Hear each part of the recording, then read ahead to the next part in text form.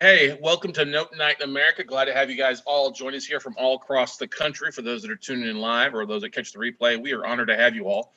As always, Scott Carson, the Note Guy here, joining you guys here tonight.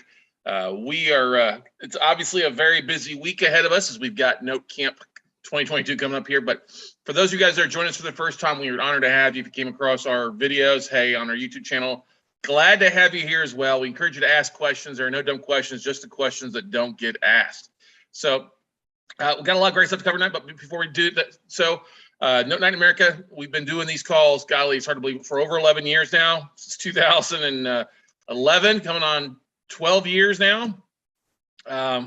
It's amazing that you guys keep showing up, and we'll keep delivering for you. But we do about 35 to 40 of these a year, depending on schedule and holidays and stuff like that. But make sure you check out the Note Night in America podcast that's out there. You can anywhere you can get your podcast episodes. You can also subscribe to our YouTube channel and catch not only the videos of Note Night in America, but all of our other podcasts as well out there, including our Note Closer Show podcast, which is our 50,000 megawatt blowtorch podcast, along with NoteCamp.live podcast that we are pretty excited about. We'll be filming over 20 episodes this Thursday, Friday, Saturday, and Sunday, all live here on Zoom. And we've just got an amazing group of speakers join us here. If you are not signed up for NoteCamp, you can do so by going to NoteCamp.live and getting signed up today. Live interaction, focused on content, actions, marketing, and profit generating tips and nuggets to help you take your note and real estate investing business to the next level. So it's our largest event of the year. Ours is, we've been doing this now. This will be the 9th time we've done it in 6 years. And just keeps getting better, man. We've got a great new group of speakers for this. We've got a little bit of our staple, our staple vendors that we use on a regular basis, but we've got such a tremendous new group of speakers. I think you guys are going to love it. So check it out.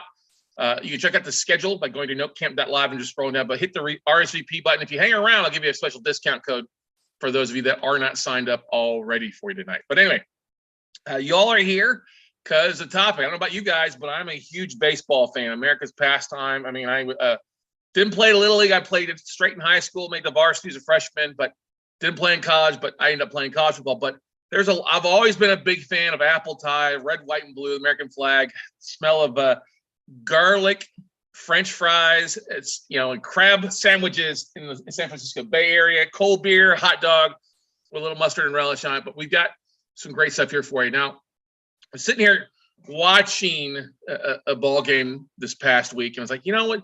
They were talking about the 5-tool players that are out there.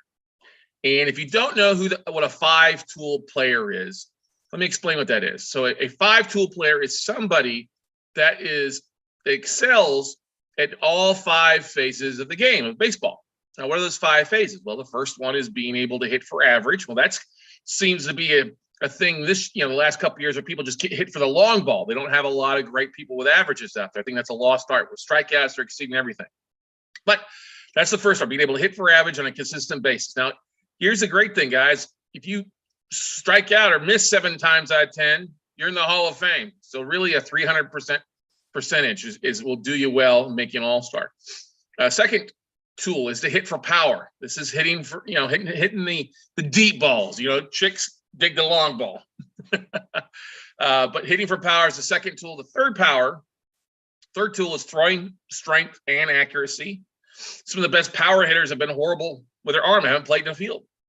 So finding a well-rounded 5-tool player is often very difficult because you also got to throw in the fact that they've got to be able to good at running the bases. And you know what? They've also got a field. They've got to be proficient in the field.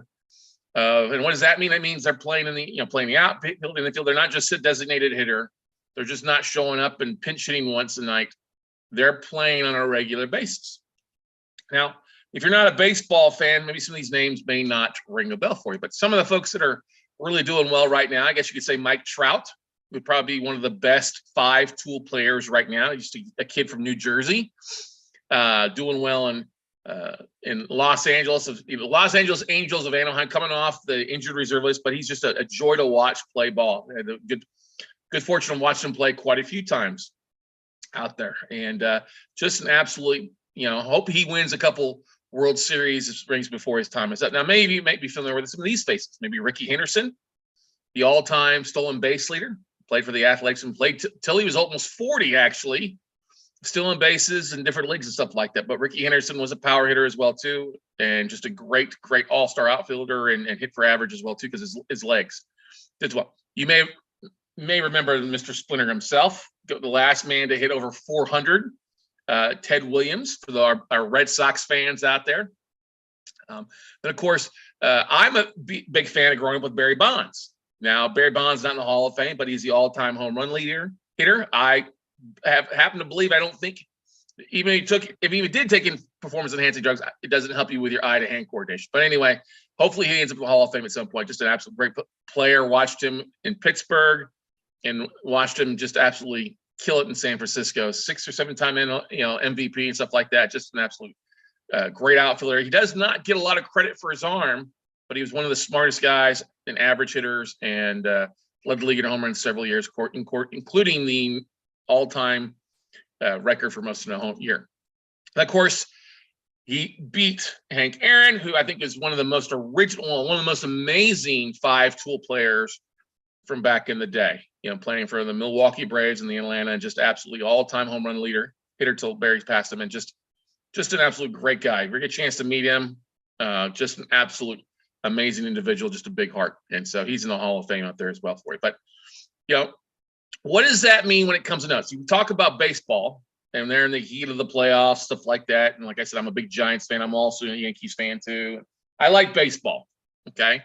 And a guy, Aaron Judge is leading the league in home runs right now. And he's just a great guy, great outfielder, plays every day, basically when he's not injured, runs well, hits well, throws well.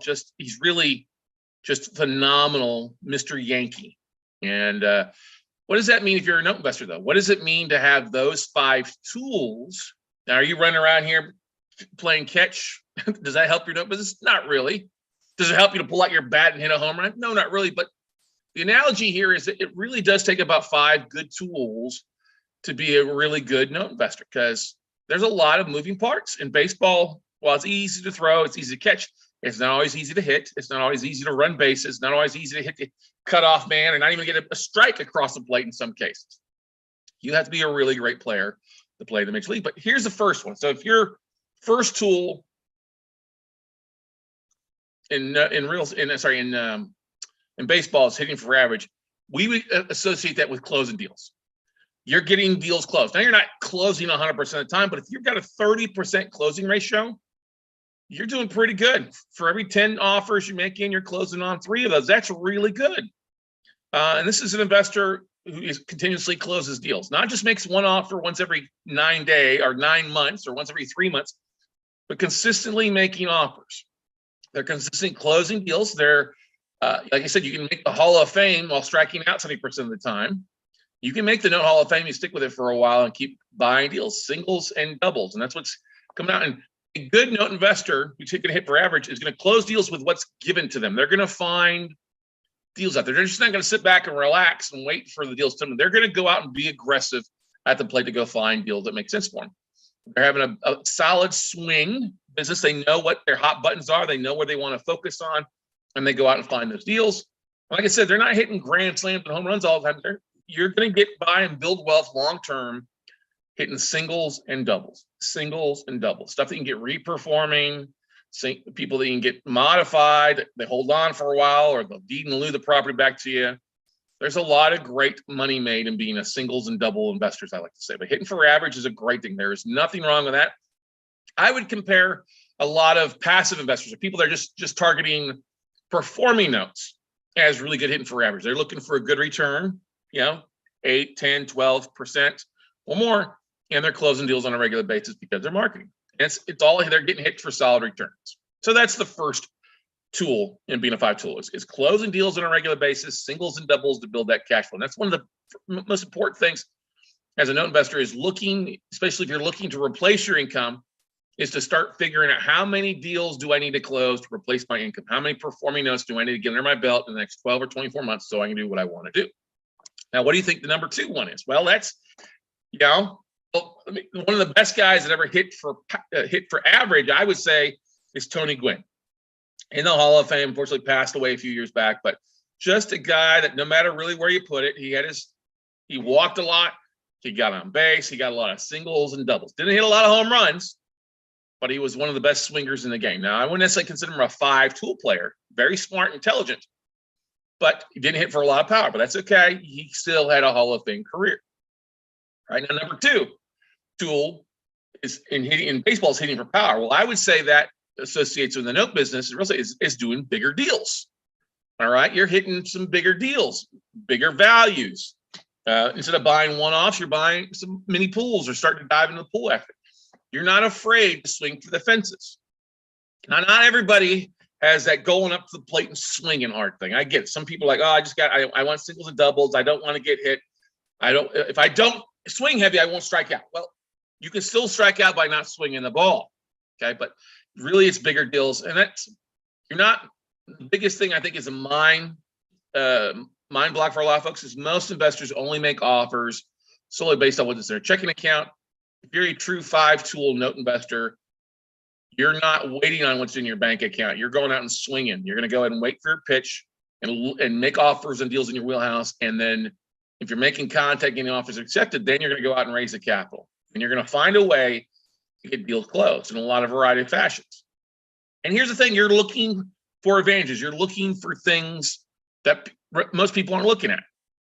That's the thing about a lot of your big heavy hitters is they're scouting the pitcher. They're seeing how the ball rotates off the hand, or they see how the pitcher sets and then when he throws. If it's a curveball, his arm's way out here. If it's a strike, he might lift his leg a little higher, go straight at you. They're looking for little advantages to find deals. And that's what we see with 5-tool note investors is that they're not only hitting for power, but they're also looking for bigger deals in places most of the folks aren't doing. Okay.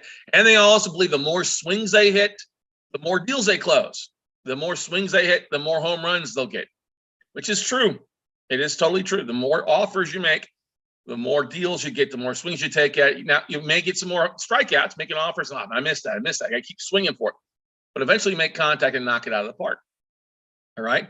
And one of the best guys for power and a true 5-tool player while he was healthy before he hurt his hip in the NFL is Bo. Well, we all know Bo knows baseball, right? Bo knows football. Bo knows archery. Bo knows quilting. Okay.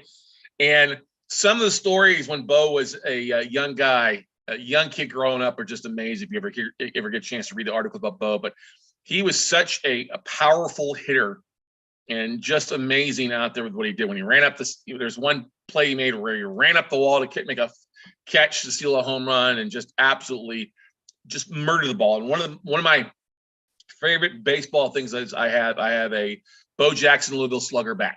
It's not signed, but it's got that fake signature. But I'm very happy I found it because it's worth a little bit now because they're not making it. But Bo Jackson, I think Bo knows baseball, is a great power hitter. I mean, his arms and everything like that. He threw the ball. He ran well. He is a true 5-tool, baseball player, and he's also been a real 5-tool player for whatever he does. If you didn't know this too, recently with all what happened in Uvalde, just a 5-tool person. He actually picked up the tab for a lot of the funerals for the folks and the kids that were hurt in the Uvalde shooting. Didn't ask for anything. He just stepped up to do it because it was the right thing to do. Now, the third tool as a note investor, if you're a baseball player, be throwing strength and being able to direct and being able to throw. We associate that with marketing. All right. That's what I call it. You got to be good at marketing because you got to be pitching. You got to be throwing. You got to build a strong arm throwing from repetition, from doing it over and over again. First time you send an email out there, it may look pretty weak, like a dead bird, dead duck flying across the plate. Okay. But the more you practice, the more you work on your mechanics, the more you hone your skills, your marketing is going to get better. You're going to know what pitch to throw to either an opponent or an investor. Hey, they're worried about this. Let's talk about this obstacle. They have these questions. Let me counter that with my pitches. Okay. A good note investor in the market, they know their numbers. Okay. They know the deal because they've broken it down to due diligence. They know how to market their offer to make it a strong offer. Okay. Now, you're going to be throwing heat when it comes to making offers. Nobody steps out of place, starts throwing 90 miles an hour right out of the womb, right off the bat. You got to get better at it. You got to hone your skills. You got to work on your mechanics like anything else when it comes to making offers and raising capital. And marketing is really what ties those two together. And the only way you get better at that, the only way you get be a better pitcher or better good at throwing is to throw more often, to practice it. When I was a young kid, I didn't have a lot of coaching before I got to high school, and I was all wild all over the place. But my coach, Coach Marquardt, we had a really good baseball program. Spent time with me. He said, okay, just keep practicing. And I got really good where I could hit the catcher from center field. I'm pretty good my sophomore year. And that's the thing, is it comes down from practicing and throwing. And a lot of time, that's what marketing is. You're throwing stuff on a regular basis. Hey, we're looking for deals. Hey, we've got deals. We're looking for capital. It's throwing on a regular basis, but you got to stay consistent, because the minute you stop throwing, your marketing gets weak, and you don't want to do that. Okay. Now, one of the greatest arms out there that's not throwing soft toss was an idol of mine growing up, and that's Nolan Ryan. Okay. Who hasn't heard Nolan Ryan? They have just had this documentary come out on, I don't know if it's Netflix or Amazon Prime, just a great hour documentary on Nolan Ryan. And if you didn't know this, you don't know who Nolan Ryan is. He's the all-time strikeout leader, 5,700 strikeouts, 7 no-hitters, 324 wins, and pretty good for a young kid from Alvin, Texas. All right. But most people didn't know that he pitched until he was 46 years old. I'm 45. He pitched for another year in the major leagues. Now, what most folks our age think about might be either the time that Bo Jackson hit a comebacker and it popped Nolan Ryan in the face and split his lip right open. He didn't leave. He's out there, pitched the game off with blood all over his uniform. For those of us that are used to dealing with some young brats out there, folks who think they know everything, this was the battle cry. And this is the number one question Nolan Ryan gets today from his friends and family. He's still around here. He's actually son's own a couple minor league baseball teams, the Round Rock Express here, the Corpus Christi Hooks down in Corpus Christi. And he's just a great guy. But he talks about number one question gets oftentimes is this. At 46, when Nolan Ryan at 46 took Robin Ventura to the face, left. And it's the only time when somebody swung at another player and the person that got hit got ejected, not the guy throwing the swing, throwing the punch. And so there's a little bit of bad blood between the White Sox, and Ryan accidentally hit Robin Ventura, and Ventura ramped them out, and Ryan was right there ready to rock and roll. And this is the number one. When Ryan made it into the Hall of Fame a few years back, this was the number one photo that was purchased that he was asked to sign, still to this day. And it just goes to tell you, he was in good condition. He worked at his business for 27 years. He pitched in the majors. Now, he didn't bat. He was not a very good hitter, but he was the ultimate five-tool player when it came to being a pitcher. And just an amazing, still a great guy, still very active around the area and stuff like that for it. But that's my idea of something. He wasn't afraid to get in there and throw it in. Now, he's most known, like I said, for the strikeouts and the wins and the 7 no-hitters, but they don't know that he also had almost one of the most losses. He also had the most wild pitches, the most walks. He led the majors in a lot of other categories as well, besides the ones that he's known about. But that goes to show you, when you're a Hall of Famer, you're going to mess up. How many times did he walk somebody versus winning? And he barely had, I think it was 325 and like 275, something like that. It wasn't too big a difference in his win-loss rate, but he just showed up on a day-in, day-out basis and really, really dominated out there. Now, the fourth tool, if you're an active baseball player, would be base running. Be able to run the bases well and smart, not get picked off or do something stupid, because you don't want to get tagged up and cause your teaming out. And for us as note investors, I compare base running to your workout strategy. You're really kind of running around the bases, making sure that everything is being taken care of. Okay, that you don't get thrown out by bars, you don't get thrown out by taxes, you don't get thrown out by the due diligence of the file not working properly out for you. Okay, you've got to know your operations, got to know what's on, how many outs there are, what to do on a line drive hit. You've got to know your exit strategies out there, and then know also how to be able, hey, when can I steal a base? Okay, when can I speed things up a little bit versus having to wait around to walk or hoping that the guy behind me hits it? When can I steal a bag or two? Okay, you got to have solutions to problems, because that's the great thing about us as note investors. We make our money as note investors solving problems. We're dealing with the problem children of other banks and other lenders. And that's the thing, is a good base runner is going to look at the picture, especially if you're sitting on first. They're looking at what's going on. They're picking out deals and things that are going to happen. When they see something happen, they act upon it. Like if you're if you're at first and you're watching a left-handed pitcher facing you, you don't look at the ball. You look at his knee. His knee goes home. So when he comes in a standing, he stands up. The minute that knee goes forward, you take off. Because if he goes forward and then throws, that's called the balk. You get awarded second base. Okay.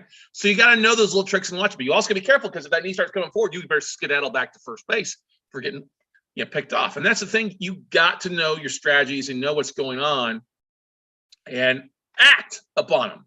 Act upon them and run when you can. Okay. You take action as a note investor instead of waiting around. This is the thing that really drives me bonkers, is seeing investors like, oh, I'm waiting around. Instead of sending via FedEx, I'm going to send it via snail mail. I'm like, speed things up. There's a lot of things you can do to speed up. Although the note business is a lot of hurry up and waiting sometimes. Sometimes we get some rain delays. Okay. But as a good 5-tool note investor, you're taking action and you're being aggressive in the base path, but also knowing when to steal, when to run, when to tag up, and when to slide, and when just to walk on home. Okay. And obviously the best base stealer, best base runner of all time was Ricky Henderson, the all-time major league leader in steals. Great guy, great competitor out there. And most people don't know that the day that he stole his when he beat Lou Brock's record, Nolan Ryan actually threw a new hitter May 15th, 1991, as well. They both made history on the same day. Now, the 5th tool is fielding. Are you a good fielder? Okay. And in note investing and real estate investing, I kind of associate that to directing, delegating traffic. You've got to direct your vendor team. You got to know when to act. Your team, your VAs, your servicing company, your attorneys. You've got to position yourself and your team to be able to make plays for you. So if something's hit their way, boom, you send it to your attorney. Boom, it goes to the servicing company. Boom, you've got to go into the taxes to double check that stuff. You can't be a jack of all trades. You don't see let's just make it. There's players in baseball that are utility fieldmen. They're in the major leagues because they can play multiple positions, but they're not really great at every position. Otherwise, they'd be starting third base or shortstop, but they do have some people that play second and short. They kind of fill in the position. That's great. That makes them flexible. Every major league team has 1 or 2 utility people that can play a few different positions. You see a lot of catchers that end up going and playing first base, or they play designated hitter as they get old and their knees and legs get a little tired. But you need to be able to field your position. That's one of the most important things about this, is knowing what you have going on. If you don't, when you get an email in, or you're looking at a deal and you don't know what it means, you need to figure that out. It doesn't always mean how to ask somebody. You've got to be active in going out there and finding what that answer is, and then knowing what to do with it. Okay. Now here's the thing. The only way you get better at fielding is with repetition and practice. And I often compare, I don't know if you guys are major league team or movie buffs, but major league. If you remember the first major league when Tom Berenger, was sitting there as a catcher, and then Roger Dorns, the third baseman who didn't want to get in front of the ball, and finally the coach made him get down. And at the end of training camp, he's got all these bruises from taking these line drives, these round balls, but he got better at his position. It's the same thing with us. The only way you get better at buying notes in Florida is buy notes in Florida and work through them. The only way you get better in doing workouts is working them out with a borrower or working out with your servicing company. Now, the great thing is you don't have to play all positions. You just got to have your team in the right spot. And you're not going to be perfect. You're going to make errors. All right. You have to learn from your errors. And a lot of times an error is made because you've got bad mechanics. Your feet's not right. You're on your back, getting your heels versus on your toes. You're playing too shallow or too deep in the outfield, or you're just not paying attention the right way. So you're not covering the bag when you're supposed to be covered. There's a lot of things that you can do, but you got to learn from your errors. Everybody makes errors. Okay. Everybody makes errors. But the beautiful thing on this is, hey, you can fix it by working on your mechanics and working through it over and over again. And you're going to make mistakes. Learn from your mistakes. Quit trying to do the perfect deal where everything is just absolutely perfect, where you don't have to do anything. That deal does not exist. Yes, foreclosures may take longer. It may take longer for mail to come in. It may take longer for a foreclosure trial. It happens. You know what a good financial play? They go out and keep doing more deals. They don't wait on one deal to close and be all the way through before they go another one. That doesn't make any sense. Okay.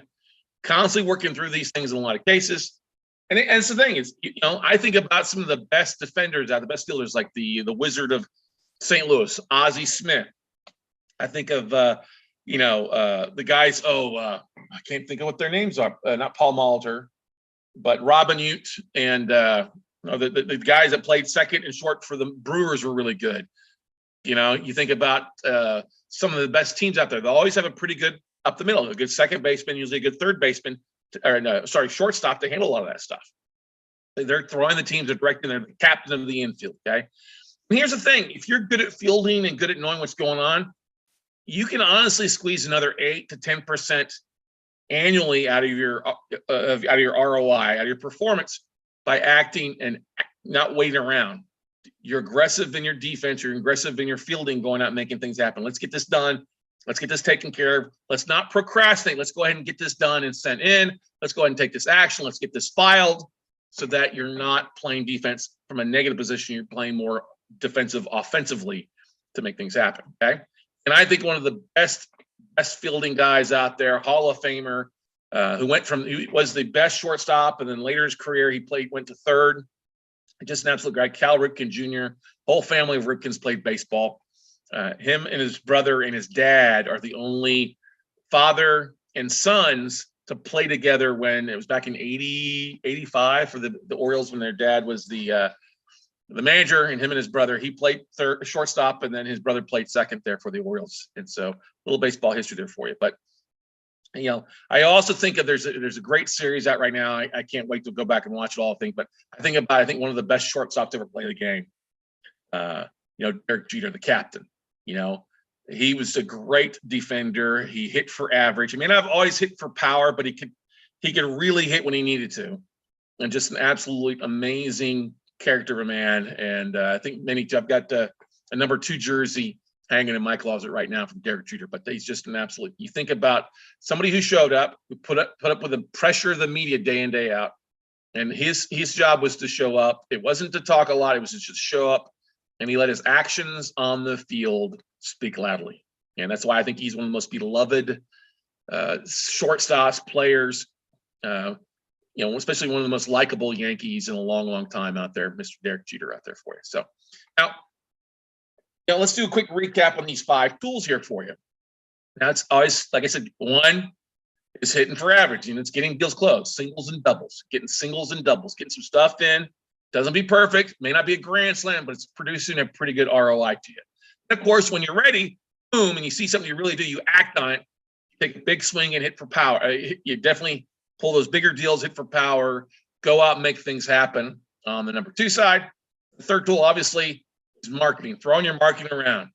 You're not going to have a perfect pitch, but you're going to get some things that work well for your marketing. Not everything, but maybe you got a good fastball, maybe you got a good curveball. Maybe there's 3 or 4 things that you identify with in your marketing that pays off for you because it's what your audience identifies with, and they're really great money pitches for you. Okay. Of course, running the bases, making sure you're not getting picked off, making sure you know what's going on, and keeping the deal flow moving, keeping that spot, keeping that momentum moving. Because that's one of the great things about successful entrepreneurs in any type is they keep the momentum moving. They don't get stagnant. They're not sitting around, just standing around. They're on their toes and they're constantly moving, ready for that pitch, ready to steal that base or to avoid from being picked off out there. And of course, you got to be fielding your business. If you're not fielding your business, directing traffic, helping team to make plays, you're probably just riding the bench and watching other people have success. Nobody wants to ride the pine tar. Nobody wants to sit in there just chewing sunflower seeds and bubble gum. They'd rather be on the field playing ball. And I know that's one of the great things is most people learn the most from doing their first deal, because you're like, oh, this was not as hard as I thought it was, or this was a little bit different than that. You're going to learn the most from doing your first deal. But a lot of times we're head cases, right? There is a 6th tool. There's actually a 6th tool. And I think you would know this, all right? But the 6th tool, it comes down to the mental game, okay? Every Hall of Famer has something in common, just like every successful entrepreneur. You're not only a student of the game, okay? You weren't afraid to make mistakes, all right? Get out there, you learn from your mistakes. You'll learn by doing. You practice. Now I sound like, unless, of course, you're Allen Iverson from the Sixers. We're talking about practice. Practice, y'all. Practice. No. The way you play good in the game is you practice good. That's what our coaches taught us. And you got to practice. You're not good. Guess what? You can get better at your craft by practicing. It's the only way to get better. Here's the number one thing. They were all coachable. All of the Hall of Famers, all the people that made it to the major leagues and stayed, they were all coachable. They all took guidance. Nobody gets to the major leagues being a know-it-all. You're constantly figuring in with your swing, or you're figuring with your pitches, you're working on your mechanics. it's one of the greatest. That's what I love about Major League, is that you've got these different levels of experience that go up to help you on your path to get to where you need to be. We don't have that in a lot of sports out there, but that's the thing. They're all coachable, and they all at a strong can-do mindset. Now, we've all seen professional players and athletes out there who are amazing at what they do, but they just piss it away because they have a crappy mindset. They're not coachable. They think they know everything, or they're out hanging with people that don't have that strong mindset. They're hanging around the wrong crowd. You think about what happened just to the San Diego shortstop, Fernando Tatis, with an 80-game suspension for using performance-enhancing drugs. I mean, he didn't play this year because he was injured. He broke his wrist on a motorcycle, not playing ball. That's a stupid thing. That's not smart. Okay. When we see that too, as real estate investors, entrepreneurs, you've got to have a strong can-do mindset, because you know what? You're going to get kicked in the teeth. You're going to get kicked in the shins. Things are not always going to go right. But you know what you do? I can do this. I can do this. I think I can. I think I can. I think I can. I know I can. I know I can. I know I can. If you stick with it long enough, guess what, ladies and gentlemen? You'll start hitting singles and doubles and making things happen. Now, you can be in the Hall of Fame. And for us as note investors, that Hall of Fame is what you want it to be in a lot of cases. Hall of Fame investors, though, make more offers. They lose more offers than most of the others make. Okay. They're constantly honing their craft, their business. They're getting better. They don't want to be the smartest person in the room. They want to be the dumbest person in the room. They want to surround themselves with great individuals. They're always looking for opportunities and acting markets, strategies to help them find deals or make things happen when others are just sitting around twiddling their thumbs or sucking on their thumb. Okay. And here's the thing. They're just not focused on one little strategy of note investing. They're focused, okay, this is a note. Yes, it's one strategy with note investing, but they're focused on a couple. They're a little flexible when it comes to it. The note investors that I see that fail or that fall up, or they're just focused on one strategy. They buy one note with one strategy in mind, and when it doesn't go right there, they give up. Oh, this doesn't work, and move on. I've seen it happen many times. They're also not afraid to strike out and swing for the fences. You look at those that have been around the longest, they're the ones that have been hit. They've done great deals. They've done a lot of average deals, and they've had a few bad ones along the way. If you show me an investor that's never done a bad deal, I'll show you somebody who's not really an active investor. Okay. Because all successful investors that are around for the long haul, they learn from their mistakes. I've learned the most from my mistakes over my 15 years as a note investor, and I guarantee I'm a lot smarter than I will not be making those same mistakes I've made before. All right. And that's what you want to learn. You want to learn from somebody who's made mistakes and say, hey, don't step on that hole. Don't do that. Tie your shoelaces like this. Tuck your shirt and make sure you're looking the part. Make sure you're taking the part. Make sure you're in your stance. Make sure you're ready to rock and roll as a note investor. So that way, when deals are hit your way, you're ready to gobble those up and act on them. Okay. And you're ready to make the play. Okay. Now, one of my favorite players growing up, my parents, I was born in Minnesota, but I grew up being a big Minnesota Twins fan. And my favorite player was Kirby Puckett. The little pudgy Puckett, who played center field for the Minnesota Twins, won 2 World Series, one in '87. I really was excited as a 10-year-old kid watching the Minnesota Twins beat the St. Louis Cardinals in '87 to win the World Series. But more importantly, it's a few years later when Minnesota went from worst to first and beat the Atlanta Braves in the World Series. And Puckett had an amazing 7-game series. If Blackjack Morris hadn't pitched so well and won 3 games for the Twins, they probably wouldn't have won the World Series, but Puckett would have gotten the MVP besides Blackjack Morris. But I think back, there was 2 defining moments in that series that stand out more than anything else. Okay. John Series, one of my favorites. Yeah, it was too sad. He was gone way before his time.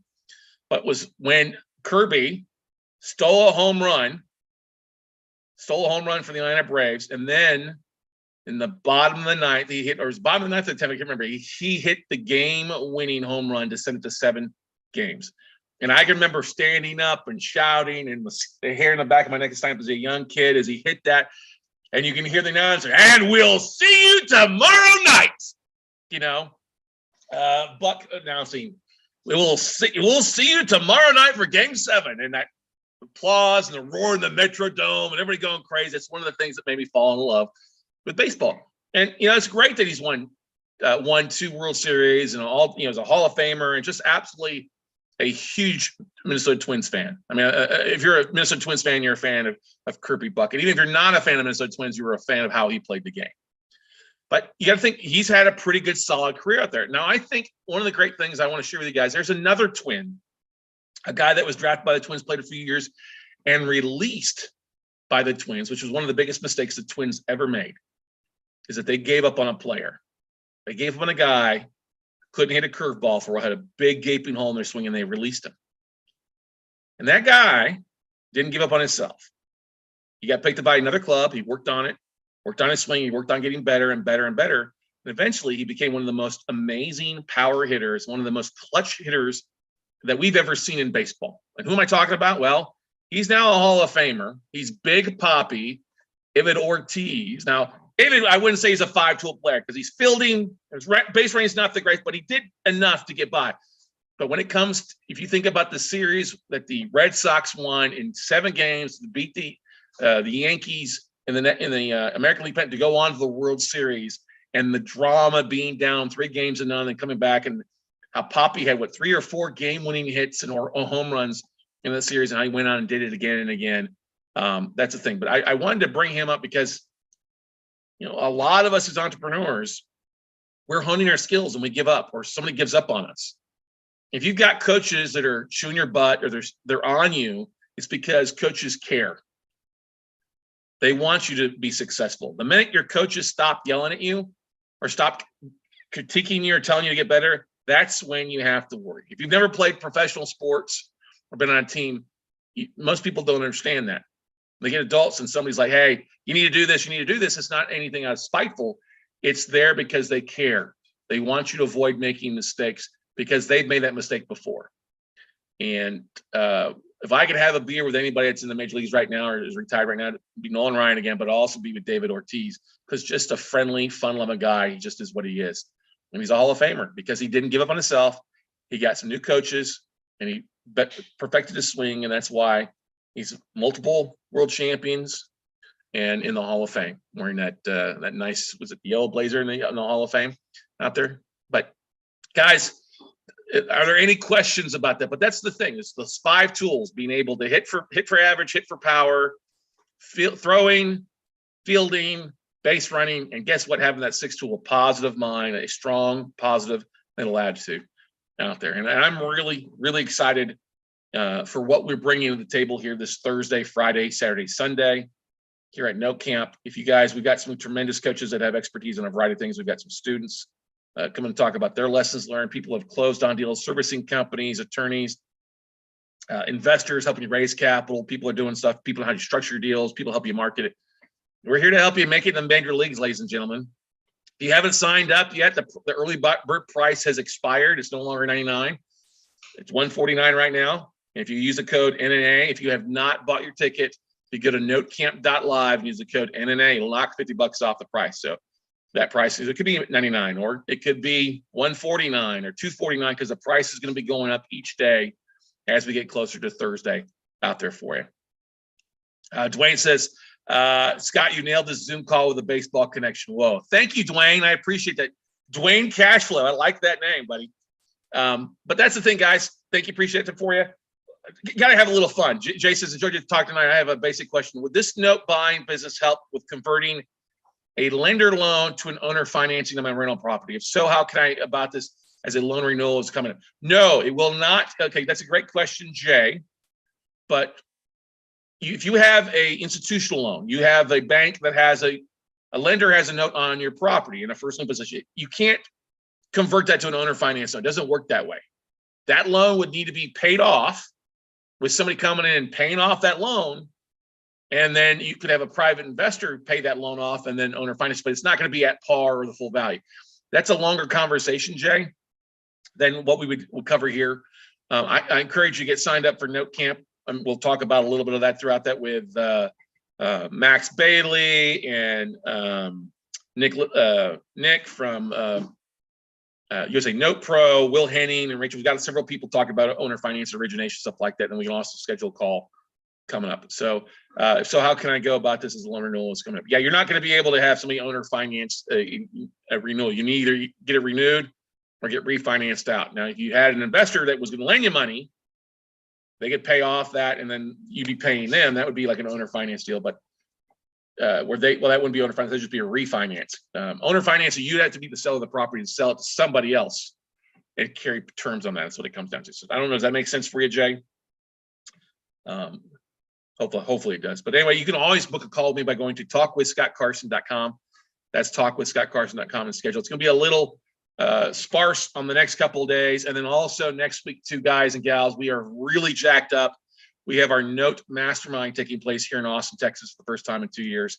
We're really excited about that. We're going to have probably around 30, 35 Note investors come in and spend 3 days with us, the 26th, 27th, 28th here in Austin. So if you want to find out more information about that, let me know. Message me at scott@weclosenotes.com, and I'll send you some information and see if you're a fit for it. You may not be a fit, and that's okay. I'll be the first one to tell you that. But anyway, I want to thank you guys for coming on tonight. Hopefully you enjoyed it. For the baseball fans, if you are not signed up, guys, do yourself a favor. Get signed up for Note Camp. Can't make it this Thursday through Sunday. The replays are included with your ticket price. You'll get all the replays, all the videos sent out to you probably by that Wednesday, the following Wednesday for you. I'm going to get, usually we do it by Tuesday, but I'm going to give myself to Wednesday just because we have a back-to-back event with the Mastermind after Note Camp. And I know we're going to have somewhere between 300 and 500 attendees at Note Camp. So we're really excited about this. 4 full days, 9 to 5. So many people were excited to be a part. We ended up bumping it out to 4 days to add in a few extra speaking spots. So get signed up, NoteCamp.live. That'll take you to the main website. Let me just go ahead and share that with you guys here real fast because we got a few more minutes. So if you go to NoteCamp.live,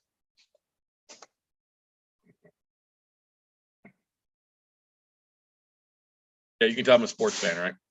Takes you to the website here. If you'd like to see the full schedule, that's hard to believe. We're now, what is that, 60, 71, 70, 75 hours out from it.